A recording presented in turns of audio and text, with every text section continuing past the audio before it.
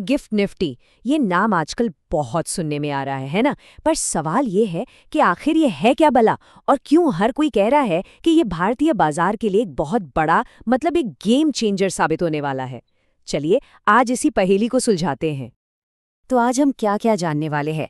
सबसे पहले ये देखेंगे कि बाजार खुलने का अनुमान कैसे लगाया जाता है।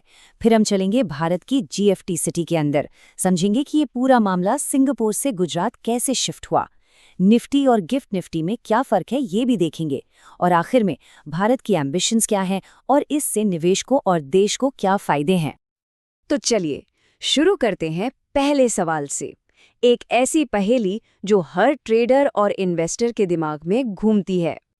कभी सोचा है कि कुछ लोगों को, कुछ ट्रेडर्स को बाजार खुलने से भी पहले कैसे पता चल जाता है कि आज मार्केट ऊपर खुलेगा, जिसे हम गैप अप कहते हैं, या फिर नीचे खुलेगा यानी गैप डाउन। मतलब आखिर उनके पास ऐसी कौन सी जादुई छड़ी होती है। तो देखिए, ये कोई जादू वादू नहीं है और ना ही ये सिर्फ सालों का तजुर्बा है। इसका असली राज, इसका जवाब छिपा है एक ही नाम में, गिफ्ट निफ्टी। एक ऐसा पावरफुल इंडिकेटर जो हमारे बाजार के खुलने से घंटों पहले ही एक्टिव हो जाता है। अच्छा, तो ये गिफ्ट निफ्टी काम कहाँ से करता है? इसे समझने के लिए हमें पहले उस जगह को समझना होगा जहां ये सब हो रहा है, यानी भारत का अपना एक बहुत ही एम्बिशियस, एक ग्लोबल फाइनेंशियल हब। ये है जीआईएफटी सिटी, पूरा नाम Gujarat international finance tech city. आसान भाषा में कहें तो ये भारत का अपना फाइनेंशियल सुपर सेंटर है, और इसे बनाया ही इसलिए गया है ताकि ये सिंगापुर और दुबई जैसे दुनिया के बड़े बड़े फाइनेंशियल हब्स को सीधी टक्कर दे सके। और इस शहर के अंदर है इसका असली पावर हाउस, आईएफएससी।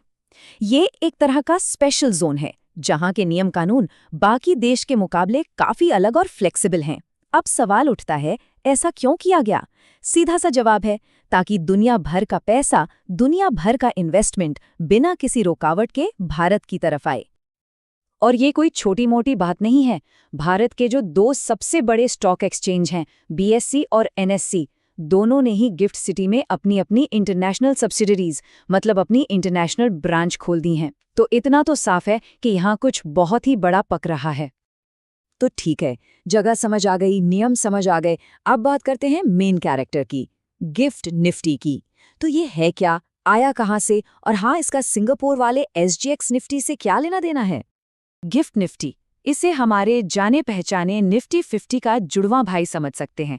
डीएनए बिल्कुल सेम है, मतलब दोनों ही भारत के टॉप 50 कंपनियों के परफॉर्मेंस पर आधारित हैं। लेकिन ये जो जुड़वां भाई है, ये एक अलग मैदान पर खेलता है और इसके नियम भी अलग हैं। देखिए, सालों से क्या हो रहा था, दुनिया भर के जो निवेशक थे वो सिंगापुर एक्सचेंज पर एसजीएक्स निफ्टी के जरिए भारतीय बाजार में पैसा लगा रहे थे। मतलब हमारा प्रोडक्ट और ट्रेडिंग हो रही थी सिंगापुर में। अब वो पूरा का पूरा खेल, वो सारा का सारा बिजनेस उठकर भारत वापस आ गया है। इसे ही कहते हैं एक तरह की फाइनेंशियल घर वापसी। तो सवाल ये है कि हमारे पुराने रेगुलर निफ्टी और इस नए गिफ्ट निफ्टी में आखिर बड़े बड़े फर्क क्या है? चलिए इनको साइड बाय साइड रखकर देखते हैं।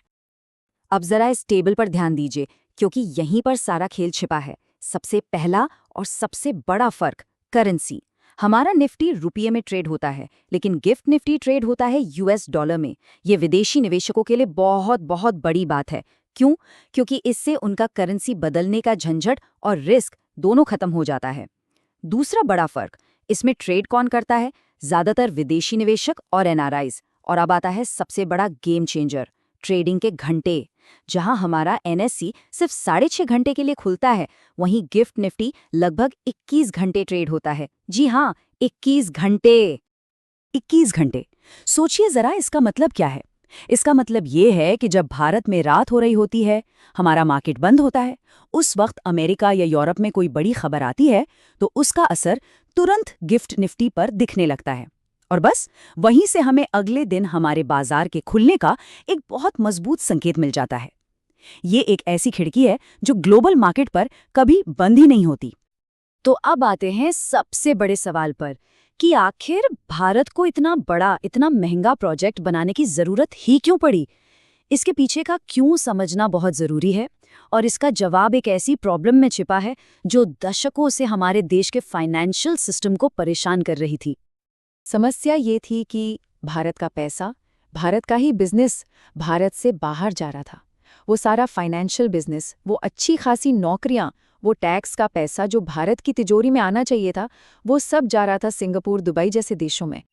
इसको एक आसान से एग्जाम्पल से समझते हैं। मान लीजिए एक भारतीय म्यूचुअल फंड है जिसे अमेरिका के निवेशकों से डॉलर में पैसा उठाना है। तो अब तक उसे क्या करना पड़ता था? उसे मजबूरन सिंगापुर या दुबई जाकर अपना ऑफिस खोलना पड़ता था। नतीजा क्या होता था? जो भी फीस मिलती थी, जो टैक्स कटता था और जो नौकरियां पैदा होती थी, वो सब कुछ दूसरे देश में होता था। मतलब प्रोडक्ट हमारा और मलाई कोई और खा रहा था। गिफ्ट सिटी को इसी प्रॉब्लम को सॉल्व करने के लिए बनाया गया है। इस पूरे प्रोसेस को कहते हैं ऑनशोरिंग। मतलब जो बिजनेस ऑफशोर यानी देश के बाहर चला गया था, उसे वापस ऑनशोर यानी अपने देश में लाना। तो ये सिर्फ एक शहर नहीं बन रहा है, ये भारत के वित्तीय कारोबार को वापस अपने घर लाने का एक बहुत बड़ा स्ट्रेटेजिक मूव है। ठीक है, तो ये तो समझ आ गया कि ये भारत के लिए बहुत फायदेमंद है, लेकिन निवेशकों का क्या? फॉरेन इन्वेस्टर्स का क्या फायदा है इसमें? ये एक विन विन सिचुएशन कैसे बनती है जहां भारत और निवेशक दोनों की जीत हो? चलिए देखते हैं। तो देखिए, निवेशकों के लिए खास तौर पर एनआरआईज और विदेशी निवेशकों के लिए फायदे साफ हैं। पहला, उन्हें डॉलर्स में ट्रेड करने को मिलता है, तो करेंसी का कोई रिस्क नहीं। दूसरा, नियम कानून काफी आसान और फ्लेक्सिबल हैं। और तीसरा, टैक्स में भी अच्छी खासी छूट मिलती है। अब भारत की बात करें तो हमारे लिए भी फायदे ही फायदे हैं। देश में फॉरेन कैपिटल आएगा, हमारा फॉरेन एक्सचेंज रिजर्व बढ़ेगा और सबसे बड़ी बात, इंडिया दुनिया के सामने एक बड़े फाइनेंशियल हब के तौर पर खड़ा होगा। और हाँ, इस पूरी डील को और भी मीठा बनाने के लिए टैक्स में भारी छूट दी गई है। कई तरह के इनकम टैक्स में छूट है। कुछ खास इन्वेस्टमेंट्स पर कैपिटल गेन्स टैक्स भी नहीं लगता। विदेशी निवेशकों को तो डेरिवेटिव्स की कमाई पर कोई टैक्स ही नहीं देना। ये एक तरह से दुनिया भर के पैसे के लिए रेड कार्पेट बिछाने जैसा है ताकि वो भारत आए।